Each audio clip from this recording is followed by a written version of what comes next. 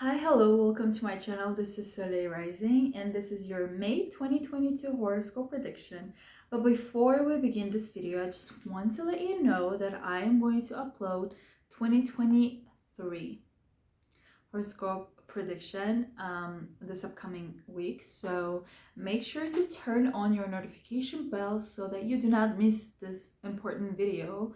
And being a Virgo, you definitely do not want to miss this because I know you guys love planning things years ahead, just like me, your fella Capricorn. And if you're new to my channel, please make sure to subscribe. And if you do not want to miss the video that is coming this week, turn on your notification bell. And let's begin with your May 2022 horoscope prediction. And let me tell you that this month is going to be eventful, meaning this video is super insightful. We're going to dive in event by event, which is basically like day by day of the whole month. And this month is starting with Venus conjuncting with Jupiter in your 7th house in Pisces. And this is actually my favorite sign, favorite aspect in astrology. And Venus is all about pleasure, love, romance, money, things that you like, things that make you feel comfortable. And Jupiter is all about expansion, growth, and good luck. So it looks like you're getting like 7th house is partnerships, both business and love partnerships. To me, it looks like either you found a person that you're like, this is the one, he or she is the one, and this is a blessing. Or it can also mean like the same thing for a business partner. You'd be like, oh my god, this is the best thing that can happen in my business. I've met my business partner. This is going to be amazing for the business. Or maybe you will meet that client which will make a huge order or sign a huge deal with you, and you'll be like, whoa, rich for the rest of your life. I hope so. I wish. And being in your 7th house, that means like you'll be super romantic. Like you'll be kind of building your contact, like one-on-one connections. So this is super important. It can also mean gifts, but I guess it will be gifts. Your partners will be giving you a lot of gifts. That's what I'm assuming, because for me, Venus conjuncting Jupiter is always free gifts, good, free, luxurious gifts. So maybe you'll get that ring. No, I don't have one. So yeah, maybe you'll be getting the ring, and you're like getting married, and now you're having the ring, the proposal, or like you're finally like signing that marriage contracts. I know some Virgo risings are getting married this year, so I think so. Makes sense. And then on 2nd of May, Venus is actually moving to your 8th house, the house of other people's money or joint money, yours and your partner's money, both business and love partners. So that means you're going to either combine your finances together or decide how to separate the money. It can also mean you will be getting like some kind of investments from investors or getting the loan, and it's going to be an easy process, very good process, signing that contract with a client and finally getting money, yummy good money. Please do not judge me, it's 2 a.m. Okay, next the next event is on 4th of May, and it is Sun conjuncting Uranus in Taurus in your 9th house. What does it mean?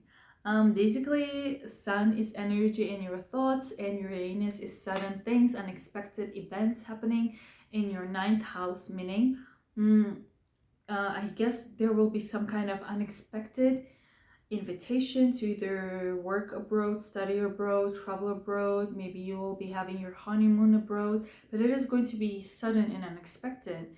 And depending on other aspects, it can mean it's going to be quite pleasant, because Venus is also moving to your 9th house later on by the end of this month. And maybe you will receive some kind of invitation, right? And then you'll be preparing the documents throughout the whole month for it. The next aspect we're going to have is actually, I'm so sorry, we're going to have a Mercury retrograde in Gemini in your 10th house from 10th of May till 3rd of June, and Mercury is your planet ruler, so you'll be affected the most. Mercury rules Virgo and Geminis, so it is going to be quite important for you to know that you need to double, triple, quadruple check all the documents, everything. Make sure that you do not buy expensive technology, cars. If you're booking flights, it's better to book them beforehand. And if it is possible to delay and postpone your travel, like business trips, whatever trips that you're having, if you're signing contracts, it's better to postpone. And if you cannot postpone anything, it is highly advised to, as I said, double, quadruple, multiple check everything, and make sure to save all the copies, all the save PDFs, save proof, because maybe basically you will need those. Just trust me, you will need. And if you're traveling somewhere, make sure that all of the documents are safe with you, and like check it right before you leave your house, right before you're like going into airplane. Like check the time of your ticket, like are you leaving at 2 p.m. or 1 p.m. Super important. Somehow Mercury retrograde always, it's very sensitive. It always happens. It always works for me, and I'm always like late for everything. It can also, being in your 10th house means you'll be having miscommunication, people not understanding what you are trying to deliver. So do not be very strict during this period. And if you said something, maybe you can keep track, record what you've said, or prepare your speech in advance. I like this idea. Like I'm preparing a script. Script for the pitch, because like I have like Leo and Virgo rising, so it's affecting me as well. Okay, the next event we're going to have is Jupiter moving into your 8th house. And oh my god, trust me, this is the best. Basically, Jupiter moving into any house is amazing, especially in 8th house. That means you're combining your finances with your business or love partner. It can also mean you're combining the finances with your investor. It can also mean that you're getting that loan that you have wanted and needed. It can also mean that you're probably getting some kind of investment, grant, or sponsorship from government, or from some kind of individual that is super important to you. And it is going to be maybe you will be supported by someone is going to financially support you until October, because this is a long aspect and it's super good. Jupiter going in, especially into 8th house, basically financially you are supported. That is great.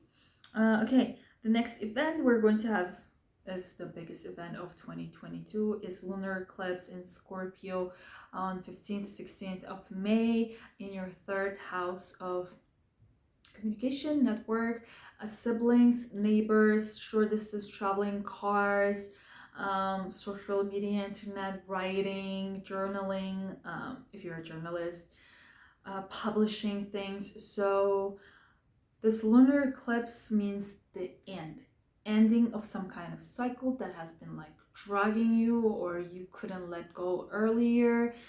Maybe you will be either moving your since maybe you will be moving abroad or moving somewhere else, you're cutting ties with your neighbors, you're no longer like seeing them.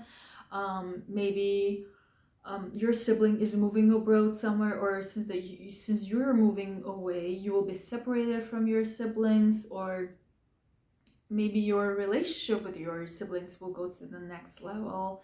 And if you have been like writing something, a book, like anything related to like writing, typing, expressing your thoughts into like paper or PDF, whatever, is going to be done. You will finally finish it.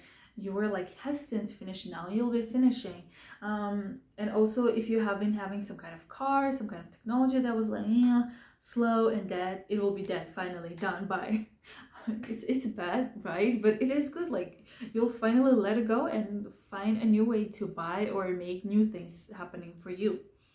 Okay, the next thing we're going to have is Sun squaring Saturn in your 9th and 6th houses. So quite tense. It's quite, there's like a pressure or tension related to you traveling abroad or working with foreign companies, foreign international organizations, studying abroad, traveling abroad, learning new languages. And then there's going to be a tension with from 6th house of health, routine, your pets, day-to-day job, coworkers, or employees. So to me, it looks like maybe since you've been like, you will be moving abroad, uh, either you're going to like finally say goodbye to your coworkers, you're no longer with them, or maybe you will be, yeah, like you're traveling somewhere, but then you have some tasks to do to finish at your workplace, you know. Or you want to travel and then your working place is like, no, you need to finish this one first before you leave. Or it could mean that you're planning to study or do something abroad with foreigners, and then you might have some kind of health issues, or somebody else will have issues that will affect your movement, your education. Can also mean your pets will be having some kind of problems. And also, since you're moving abroad, for example, your day-to-day job, your day-to-day routine, your discipline is going to shift. It is going to be hard for you to maybe adjust at first, but later, do not worry, it's going to be fine later. Okay, the next thing we're going to have is, I would say like Mars conjuncting Neptune on 17th of May in your 7th house. That means maybe you will be thinking that there is a challenge between you and your partner, both love and business and like some kind of contract. But it looks like since it's a conjunction, it means that this partnership, maybe the deal that you will make, is going to at first sound like a little bit challenging, but it is going to turn into like good, it will give you kind of good results later on. So do not hesitate, just do it. Okay, the next event we're going to have is Venus moving to Taurus to your 9th house. So I guess you're finally going to like start moving a lot, moving abroad or working with foreigners a lot from the end of May for sure. Like maybe throughout the May you were like preparing documents, dealing with these things, and you were like preparing things, and now you'll be finally doing what you want to do with foreigners and traveling abroad, maybe even meeting, if you're not married and you don't have boyfriend or girlfriend, you'll meet someone abroad or a foreigner. Also, another event we're going to have on 29th of May is Mars conjuncting Jupiter in your 8th house. Again, the 8th house of other people's money or joint money. So maybe there will be some kind of conflict, or again like misunderstanding. So you'll have to negotiate and talk through the financial part in the end of May. And the month ends with new moon in Gemini in your 10th house. That means from June, you're definitely starting a new chapter of your new status life. Your status has changed, your reputation has changed, and now it's going to like start with a new chapter. And I hope you have turned on your notification bell and subscribe, because the next video I'm going to see at is going to be 2023 horoscope prediction. Thank you so much for watching and have an amazing May. Bye.